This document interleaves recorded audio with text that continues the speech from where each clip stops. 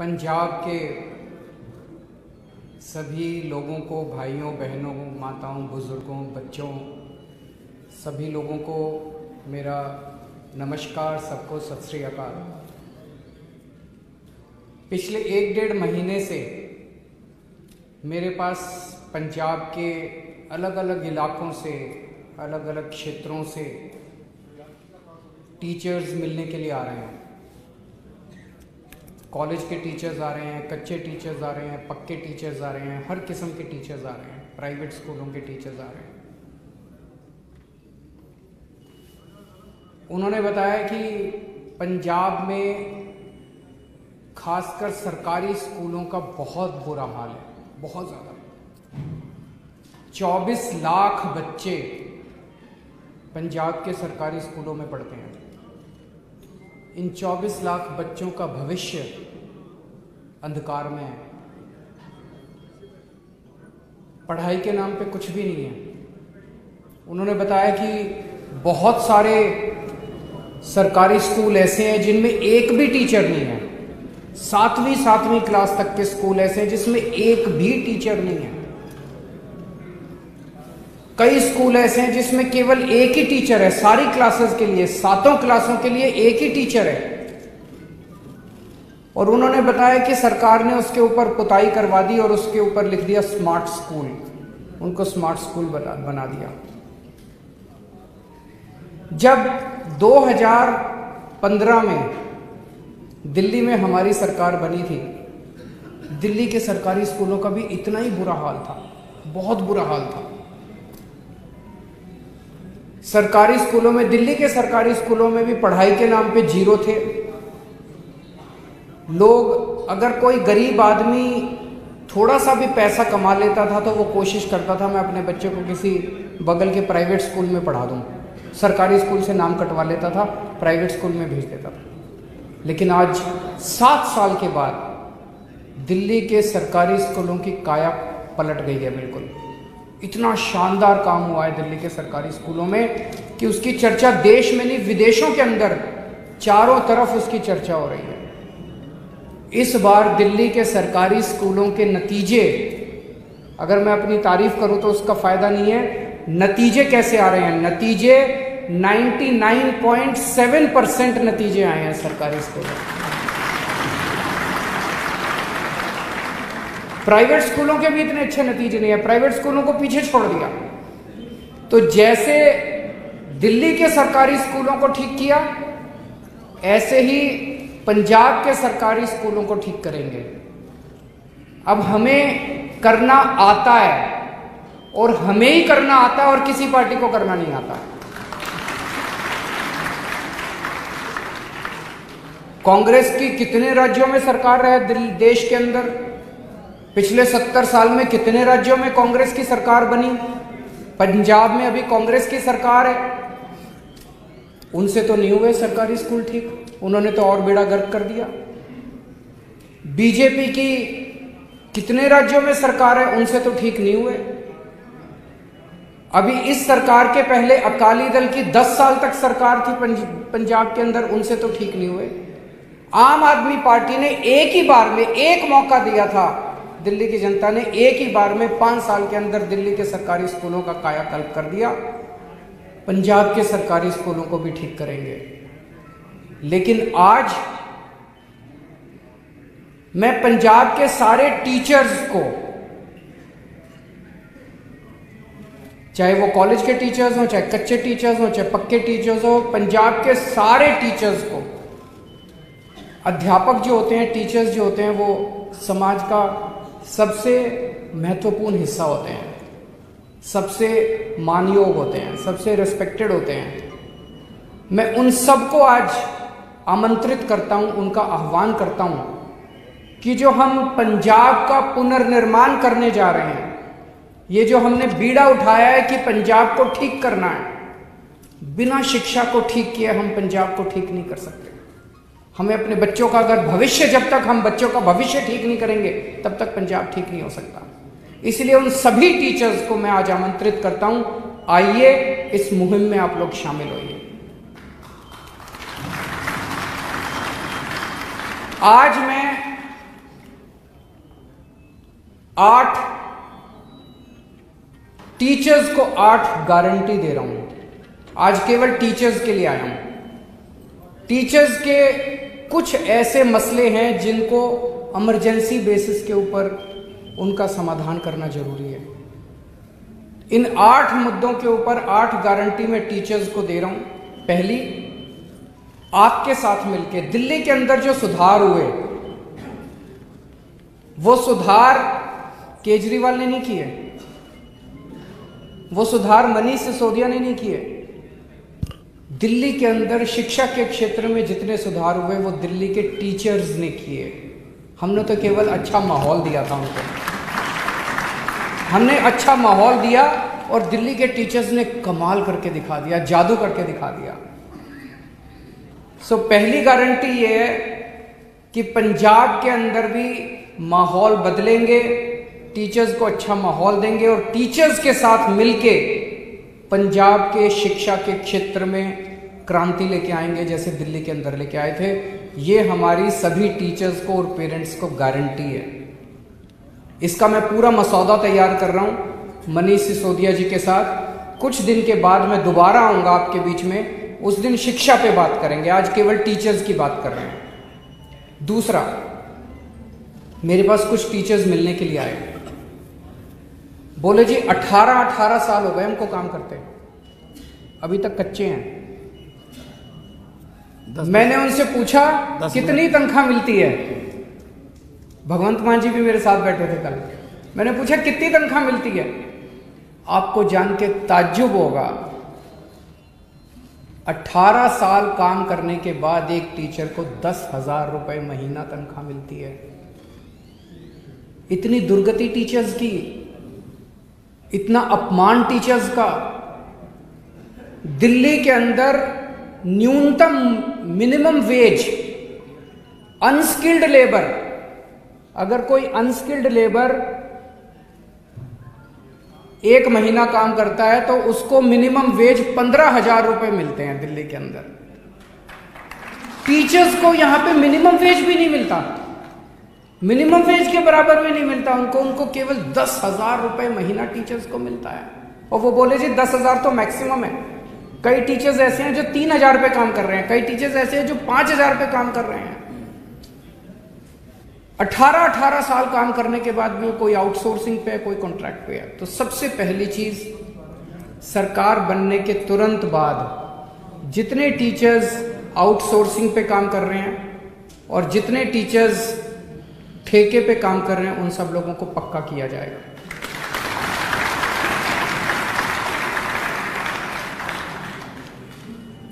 ऐसे कई सारे कच्चे टीचर्स का चंडीगढ़ के पास धरना प्रदर्शन चल रहा है कई दिनों से। मुझे पता चला कि चंडीगढ़ के पास एक जगह एक पानी की टंकी के ऊपर एक महिला टीचर और 2 पुरुष टीचर कई दिनों से पानी की टंकी के ऊपर चढ़े हुए हैं। उन्होंने दशहरा, दिवाली, करवा चौथ सारे त्योहार पानी की टंकी के ऊपर मनाए हैं। ये बेहद दुख की बात है। जिन टीचर्स को क्लासों में होना चाहिए पढ़ाने के लिए, वो टीचर्स आधे से ज़्यादा टाइम उनको बेचारों को प्रोटेस्ट्स में, उनकी 2 ही डिमांड है। एक डिमांड है कि जितनी खाली भर्तियां हैं पेपर लेके उनको भरा जाए, और दूसरा कच्चे टीचर्स को पक्का किया जाए। मेरी चन्नी साहब से रिक्वेस्ट है, उनसे अपील है कि आप इन टीचर्स की डिमांड्स को तुरंत पूरा कीजिए। या तो आप पूरा कीजिए, नहीं तो हमारी सरकार बनने के बाद हम पूरा करेंगे। और कुछ दिन के बाद अगर चन्नी साहब ने इनकी डिमांड्स पूरी नहीं की और ये तब भी धरने पे हुए, तो अगली विजिट में जब मैं आऊँगा, मैं उनके धरने पे उनसे मिलने के लिए जाऊँगा।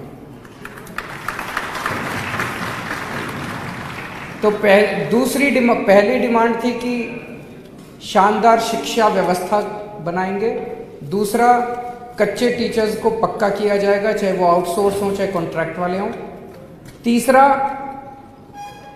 जो ट्रांसफर पॉलिसी है वो बहुत गड़बड़ है। कल एक टीचर मेरे से मिलने के लिए आए, उन्होंने कहा जी टीचरों की कमी है, तो कई टीचर्स को 2 ड्यूटी दे देते हैं, भाई ये तेरा चार्ज है और ये एडिशनल चार्ज है। उनका एक ड्यूटी एक स्कूल में है और दूसरी ड्यूटी दूसरे स्कूल में, 3 दिन स्कूल में, 3 दिन स्कूल में, और दोनों स्कूलों में 200 किलोमीटर का फासला है। बताओ कोई कैसे काम कर सकता है? एक आदमी के पास 2 चार्ज हैं, 3 दिन इस स्कूल में पढ़ाएगा, 3 दिन उस स्कूल में पढ़ाएगा, और दोनों स्कूल जो है 200 किलोमीटर दूर है। ये ट्रांसफर पॉलिसी बदलनी है। उन्होंने कहा कि जो थोड़ी सी आवाज उठाता है उसको ट्रांसफर कर देते हैं, और ऐसे ऐसे ट्रांसफर कर रखे हैं लोगों को तंग करने के लिए। दिल्ली में हमने ट्रांसफर पॉलिसी बदली। आज दिल्ली में साल के बिगिनिंग में हर टीचर से पूछते हैं कि आपको किस स्कूल में जाना है। हमें लगता है कि टीचर को दुखी करके आप बच्चे को सुखी नहीं कर सकते। अगर टीचर मन में दुखी है वो बच्चों को अच्छा पढ़ाएगा ही नहीं। 24 घंटे उसके मन में कुड़कुड़ रहेगी, कहां फंस गया यार मैं, ट्रांसफर। वो कोशिश करता रहेगा ट्रांसफर कराने की अपनी, उसका 90% टाइम बच्चे को पढ़ाने में नहीं जाएगा। तो इसीलिए हमने दिल्ली में यह तय किया कि हर टीचर को उसकी मन मर्जी के उसके घर के पास देंगे उसका स्कूल। उसको घर से दूर भेजने की क्या जरूरत है? हर टीचर से पूछा जाता है, आप बताओ आप कौन से स्कूल में जाना चाहते हो। कोशिश की जाती है कि सभी टीचर्स को उनके मनमाफिक स्कूल दे दिया जाए, लेकिन अगर कहीं नहीं हो पाता उनको फिर उसके पास का कोई स्कूल दिया जाता है। वही ट्रांसफर पॉलिसी पंजाब में लागू की जाएगी। ट्रांसफर पॉलिसी पारदर्शी होगी, ट्रांसपेरेंट होगी, और टीचर्स को उनके मन मुताबिक उनकी मर्जी का स्कूल दिया जाएगा। चौथी चीज, पूरे देश की ये दुर्दशा है कि टीचर्स से सारा काम कराते हैं टीचिंग के अलावा, पढ़ाने के अलावा उनसे बीएलओ का काम कराते हैं, उनसे पंजाब के कई टीचर्स ने बताया क्लर्की का काम कराते हैं। कई डिपार्टमेंट्स में डेटा एंट्री ऑपरेटर रखा हुआ है, टीचर्स को स्कूल से निकाल के डेटा एंट्री ऑपरेटर रखा हुआ है, उनको क्लर्क बना के रखा हुआ है। उनसे बीएलओ का काम कराते हैं, उनसे जनगणना का काम कराते हैं, सारे काम कराते हैं, टीचिंग का काम नहीं कराते। बस दिल्ली में हमने आदेश पारित करके सारे काम विड्रॉ कर लिए। हमने कहा कि टीचर केवल टीचिंग का काम करेगा और टीचिंग के अलावा अब कोई टीचर बीएलओ नहीं है, कोई टीचर जनगणना का काम नहीं करता, कोई टीचर दूसरा काम नहीं करता। हाँ, अभी कोरोना के टाइम में जब स्कूल बंद थे उस वक्त हमने कोरोना का रिलीफ वर्क टीचर से कराया था। इसके अलावा टीचर से कोई दूसरा काम नहीं कराया जाता। जैसे दिल्ली में किया ऐसे पंजाब में भी टीचर्स के से जो नॉन टीचिंग का सारा काम है वो वापस लिया जाएगा, उनसे कोई दूसरा काम नहीं कराया जाएगा। पंजाब के अंदर टीचर्स की ढेरों वैकेंसीज हैं। एक तरफ टीचर्स की वैकेंसीज हैं और दूसरी तरफ टीचर्स बेरोजगार घूम रहे हैं। तुरंत जैसे ही सरकार बनती है ये सारी वैकेंसीज एग्जाम लेके सारी वैकेंसीज तुरंत भरी जाएंगी, ताकि बच्चों को और पेरेंट्स को अपने टीचर्स मिल सकें और टीचर्स को रोजगार मिल सके। जैसा मैंने कहा कि दिल्ली के अंदर इतनी शानदार जो व्यवस्था हुई शिक्षा की वो टीचर्स ने करी। उन टीचर्स को ट्रेनिंग देने के लिए और मोटिवेट करने के लिए आपको जान के ताज्जुब होगा, हमने टीचर्स को और प्रिंसिपल्स को विदेशों में भेजा ट्रेनिंग करने के लिए। हमारे टीचर्स फिनलैंड गए, कनाडा गए, न्यूजीलैंड गए, इंग्लैंड गए, अमेरिका गए। तो जैसे दिल्ली के टीचर्स को और आईएम लखनऊ, आईएम अहमदाबाद और आईएम एक दो और आईएम्स के साथ टाई अप करके वहां उनको ट्रेनिंग के लिए भेजा, जैसे दिल्ली के टीचर्स को हमने विदेशों में और मैनेजमेंट इंस्टीट्यूट्स में भेजा, ऐसे पंजाब के टीचर्स को भी हम ट्रेनिंग करवाने के लिए विदेशों में भेजेंगे। छठा, अभी टीचर्स को टाइम पे प्रमोशन नहीं मिलता पंजाब में। अगर किसी को प्रमोशन लेनी है, कोई पॉलिसी नहीं है प्रमोशन की, तो हर आदमी को प्रमोशन लेने के लिए हाईकोर्ट जाना पड़ता है। ये बंद किया जाएगा, टाइम बाउंड प्रमोशन किया जाएगा, सबको टाइम पे प्रमोशन मिला करेगी। और आखिरी 8वीं बात, सभी टीचर्स को और उनके परिवार के लोगों को कैशलेस मेडिकल व्यवस्था का उनके लिए इंतजाम किया जाएगा। दिल्ली के अंदर भी हमने किया है सभी टीचर्स के लिए, यहाँ भी किया जाएगा। मैं सभी टीचर्स को आज आह्वान करना चाहता हूँ, आप लोगों ने अकाली दल को भी देखा, आप लोगों ने कांग्रेस को भी देखा, एक मौका आम आदमी पार्टी को भी दे के देख लो, कोई फर्क नहीं पड़ता। एक मौका आम आदमी पार्टी को देके देखो, जैसे दिल्ली में परिवर्तन किया ऐसे पंजाब में भी परिवर्तन करेंगे। मेरी सभी टीचर्स से गुजारिश है हाथ जोड़ के कि ये जो चुनाव आ रहे हैं, ये चुनाव पूरे पंजाब का भविष्य बदल सकते हैं। तो आप सब लोग भी अपने दोस्तों को, यार दोस्तों को, रिश्तेदारों को ज़रूर कहें कि वो बढ़ चढ़ के आम आदमी पार्टी को वोट दें, झाड़ू को वोट दें, ताकि हम नया पंजाब बना सकें। बहुत बहुत शुक्रिया। कोई सवाल? आजकल ऐलान की राजनीति चल रही है, हर पार्टी ऐलान कर रही है, कांग्रेस पार्टी ने भी ऐलान किए हैं, लेकिन नवजोत सिंह सिद्धू नाराज है। उनका कहना है कि अगर इस बार मैं नाराज हो गया तो वापस मानूंगा नहीं। अगर इस पर नाराज हो गया तो मैं मानूंगा नहीं।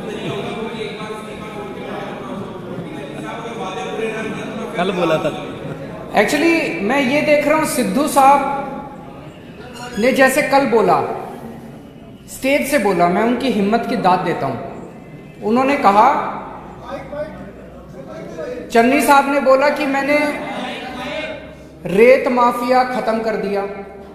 चन्नी साहब ने कहा कि मैंने रेत 5 रुपए फुट कर दिया। तुरंत सिद्धू साहब ने कहा कि गलत है, झूठ बोल रहे हैं, रेत अभी 5 रुपए नहीं हुआ, रेत 20 रुपए मिल रहा है, रेत माफिया अभी खत्म नहीं हुआ। मैं उनकी हिम्मत की दाद देता हूं। उन्होंने खुद ही कहा कि चन्नी साहब जितने वादे कर रहे हैं झूठ बोल रहे हैं, जितने ऐलान कर रहे हैं झूठ बोल रहे हैं। सिद्धू साहब जनता के मुद्दे उठा रहे हैं, लेकिन सारी कांग्रेस उनको दबाने में, पहले कैप्टन साहब उनको दबाते थे, अब चन्नी साहब उनको दबाने में लगे हुए हैं, सारी कांग्रेस उनको दबाने में लगी हुई है। पर बात तो ठीक बोल रहे हैं, क्योंकि चन्नी साहब ने कहा कि बिजली मुफ्त करेंगे। अभी तक तो पूरे, आपकी बिजली मुफ्त हो गई?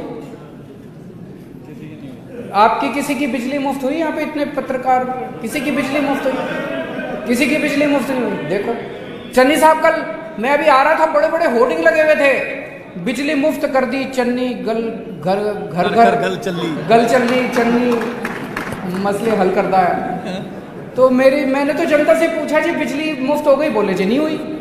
चन्नी साहब ने कहा था मैं मोहल्ला क्लिनिक बनाऊंगा, एक मोहल्ला क्लिनिक नहीं बना पूरे पंजाब में। चन्नी साहब ने व्यापारियों को बोला मैं भ्रष्टाचार खत्म कर दूंगा, कोई भ्रष्टाचार खत्म नहीं हुआ। कल चन्नी साहब क्या क्या आए ऑटो वालों को कि मैं तुम्हारे चालान खत्म कर दूंगा, देखते हैं होते हैं कि नहीं होते हैं।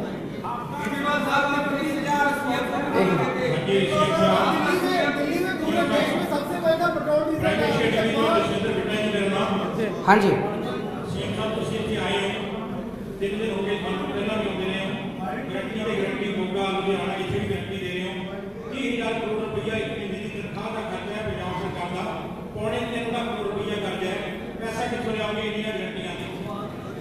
देखो जी, पहली चीज, कल मैं इनके बयान सुन रहा था, सारे कांग्रेस, चन्नी साहब के, सिद्धू साहब के, और भी कांग्रेसी, सारे जने क्या कह रहे थे? पंजाब का खजाना खाली हो गया, पंजाब का खजाना खाली हो गया। पंजाब किसने करा भाई पंजाब का खजाना खाली? 5 साल तो तुम्हारी सरकार थी, तुमने करा क्या? लूट लिया तुम लोगों ने? किसने करा पंजाब का खजाना खाली? जवाब देना चाहिए इनको। 5 साल के बाद जब दूसरा चुनाव आ रहा है, कह रहे पंजाब का खजाना खाली हो गया। तुमसे पहले 10 साल अकाली वाले थे, 5 साल तुम, 15 साल में तुम लोगों ने मिलकर लूट लिया पंजाब को, अब कह रहे हो पंजाब का खजाना खाली हो गया। 1 मिनट, हमारी सरकार बनेगी, सबसे पहले इसकी जांच करवाएंगे कि पंजाब का खजाना खाली किसने करा, इसकी जांच कराएंगे।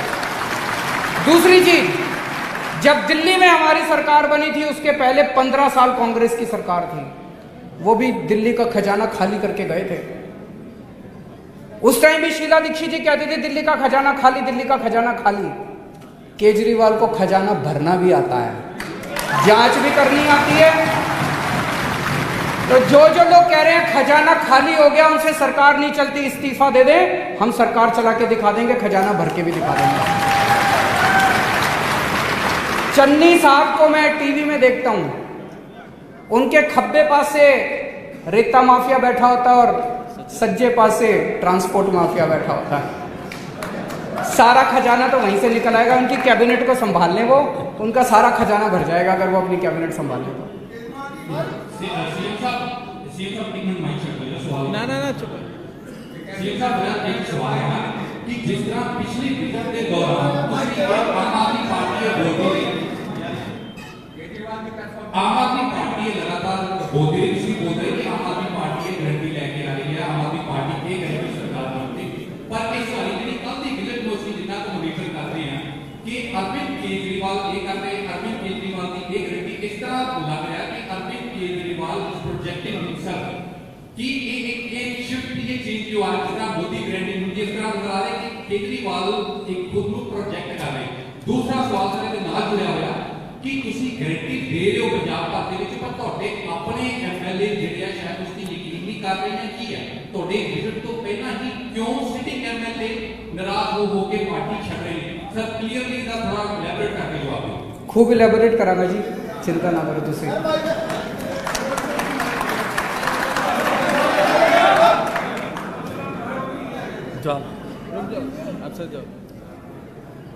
जनता को मेरे पे विश्वास है, पंजाब की जनता मुझे बहुत प्यार करती है, मैं पंजाब की जनता का बहुत मान करता हूँ और मैं अपने आप को सौभाग्यशाली समझता हूँ कि मुझे हमेशा पंजाब के लोगों का, पंजाब की जनता का इतना प्यार और इतना विश्वास मिला। तो जब मैं गारंटी देता हूँ, मैं कहता हूँ केजरीवाल की पहली गारंटी, तो जनता कहती है हाँ ये बंदा पूरी करेगा गारंटी। मैं कहता हूँ केजरीवाल की दूसरी गारंटी, तो जनता कहती है जी हाँ यह बंदा पूरी करेगा गारंटी। तो उसका तो मकसद ये है। आप अगर जिस दिशा में पूछ रहे हैं, केजरीवाल सीएम का कैंडिडेट नहीं है, मैं पहले भी कह चुका था।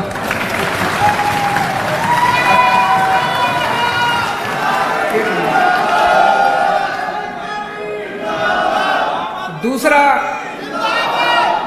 जो आपने प्रश्न पूछा एमएलए का, देखिए हर पार्टी में होता है कि जिसको टिकट नहीं मिलती वो नाराज हो जाते हैं, उनको मनाने की कोशिश की जाती है, कुछ लोग मान जाते हैं, कुछ लोग नाराज होकर दूसरी पार्टियों में चले जाते हैं। कांग्रेस में भी बहुत सारे लोग हमारे संपर्क में हैं, पर हम उनका कचरा लेना नहीं चाहते।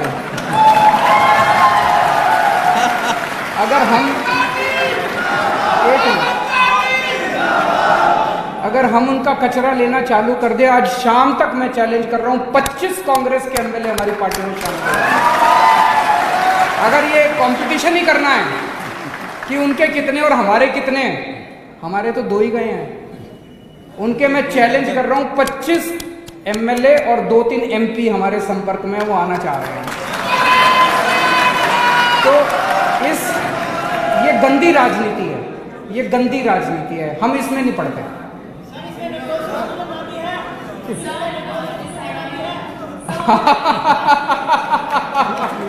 उनका प्रश्न है कि क्या उसमें नवजोत सिंह सिद्धू का नाम भी है।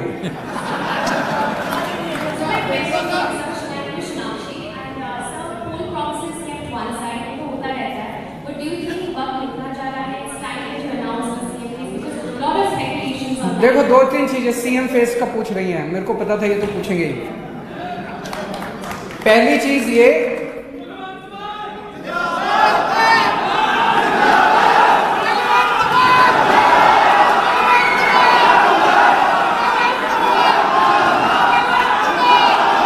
एक मिनट मेरे को जवाब देने दो, मेरे को पता था ये पूछेंगे। सबसे पहले हर पार्टी या तो सीएम कैंडिडेट डिक्लेयर करती है और या नहीं करती है। अगर करती है, सीएम कैंडिडेट डिक्लेयर करने के बाद चुनाव फिर ऊपर ही जा सकता है, वो फिर नीचे नहीं आ सकता, वो पीक पे ही जा सकता है। जो पार्टी चुनाव के पहले ये रणनीति बनाती है कि हम सीएम कैंडिडेट डिक्लेयर करेंगे, वो बिल्कुल चुनाव के करीब आने के ऊपर करती है, कोड लगने के करीब आने पे या कोड लगने के बाद करती है। मैं आपको उदाहरण देता हूँ, पिछली बार कैप्टन साहब को चुनाव 4 फरवरी को थे, कैप्टन साहब को 1 हफ्ता पहले कांग्रेस ने सीएम कैंडिडेट डिक्लेयर किया था। अभी तक कांग्रेस पार्टी ने, रूलिंग पार्टी है पंजाब की, उन्होंने अपना सीएम क्या, वो नहीं बता रहे कि सिद्धू साहब बनेंगे कि रंधावा बनेंगे कि चन्नी साहब को ही कंटिन्यू करेंगे, वो अभी बता ही नहीं रहे। उधर उत्तर प्रदेश में चले जाओ, उत्तर प्रदेश में योगी साहब को उनके डिप्टी सीएम दो तीन डिप्टी सीएम सारे कह रहे हैं जी इस बार सीएम कैंडिडेट नहीं करेंगे, हम तो लोटस पे, कमल पे चुनाव लड़ेंगे। उत्तर प्रदेश में बीजेपी का सीएम कैंडिडेट कौन होगा पता ही नहीं है।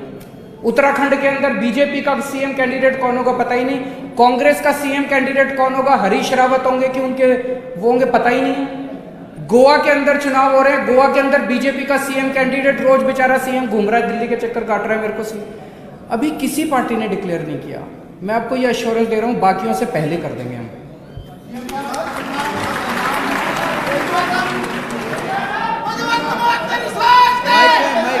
माइक बोलो बोलो, माइक माइक दो।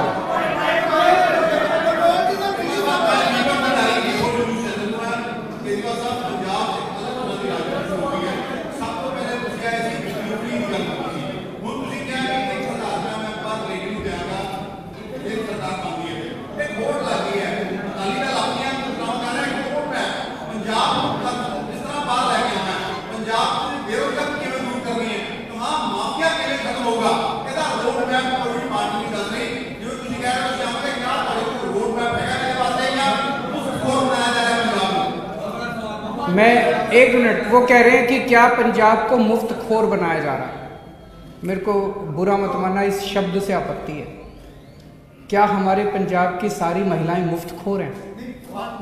मैं पूछ रहा हूँ मुफ्त का मतलब क्या है? सुनिए ना जवाब। सुन तो लीजिए। हमारे पंजाब की महिलाएं मुफ्त खोर नहीं हैं। अगर मैं किसी महिला की जेब में 1000 रुपये महीने डाल देता हूँ और वो बच्ची अच्छी शिक्षा ले लेती है, उससे वो बच्ची कॉलेज चली जाती है, किताबें खरीद लेती है। अगर किसी गृहिणी की जेब में 1000 रुपये आ जाते हैं, वो अपने बच्चों के लिए पढ़ाई अच्छी कर लेती है। किसी माँ की जेब में 1000 रुपये आ जाते हैं, वो उसके घर बेटी आई हुई है, उस बेटी को थोड़े से पैसे दे देती है। इसमें क्या मुफ्तखोरी क्या है? वेस्टर्न कंट्रीज में इसको कहते हैं सोशल सिक्योरिटी। हमारे यहाँ इन नेताओं ने कर दी मुफ्तखोरी। एक चीज बताओ, आपके जितने मंत्री और मुख्यमंत्री हैं उनकी बिजली फ्री है कि नहीं है? तो मंत्रियों को तो फ्री बिजली मिले, और केजरीवाल 300 यूनिट बिजली फ्री कर दे तो कहते हैं केजरीवाल मुफ्तखोरी कर रहा है, केजरीवाल मुफ्तखोरी कर रहा है। उनको 4-4 हजार यूनिट बिजली मुफ्त होती है, एक एक मंत्री की 4-4 हजार यूनिट। उसकी बिजली भी फ्री, उसका पानी भी फ्री, उसका हेलीकॉप्टर भी फ्री, उसकी गाड़ी भी फ्री। मैंने क्या करा? मैंने कहा मैं तुम्हारी बिजली फ्री कर दूंगा, तुम्हारा पानी फ्री कर दूंगा, तुम्हारे को 1000-1000 रुपए दे दूंगा। क्या बुरा कर दिया मैंने? भाई साहब, मैंने तो जिंदगी में ठान लिया, जो जो चीजें मंत्रियों को मुफ्त मिलती है सारी जनता को दिलवाऊंगा मैं।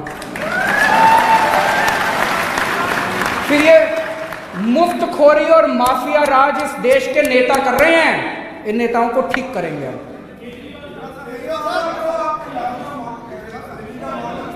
एक माइक सुनाई नहीं दे रहा।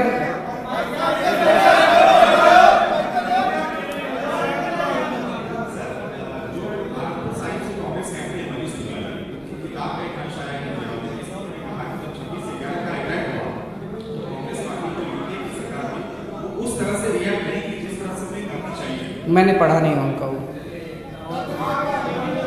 आखिरी क्वेश्चन,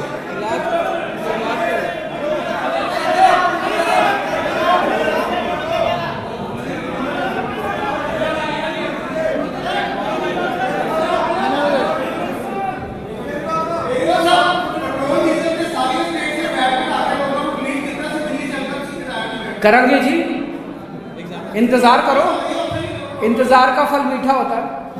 करेंगे, मेरी गारंटी है।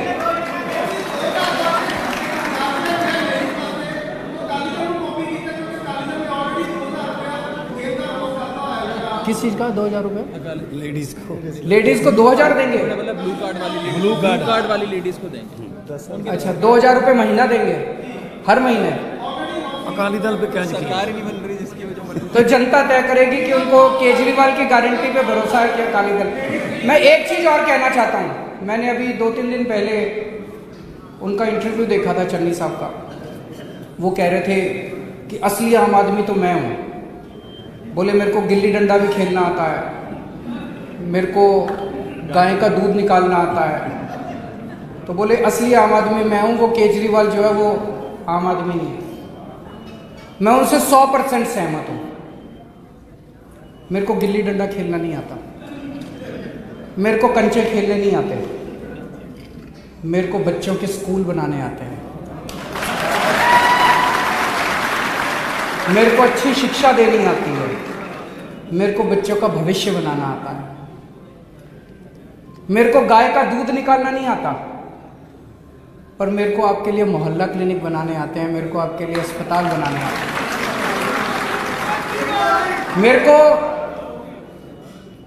10-10 कैमरे लेके 24 घंटे घूम घूम के शूटिंग कराना नहीं आता, लेकिन मेरे को आपके बच्चों के लिए, आपके परिवार के लिए अस्पताल बनाने आते हैं, मुफ्त इलाज, मुफ्त दवाइयाँ देना आता है, मेरे को झूठे ऐलान करने नहीं आते, मेरे को आपकी बिजली मुफ्त करनी आती है, आपकी बिजली 24 घंटे करनी आती है। पंजाब की जनता तय करेगी कि उनको नौटंकी करने वाली सरकार चाहिए कि काम करने वाली सरकार चाहिए।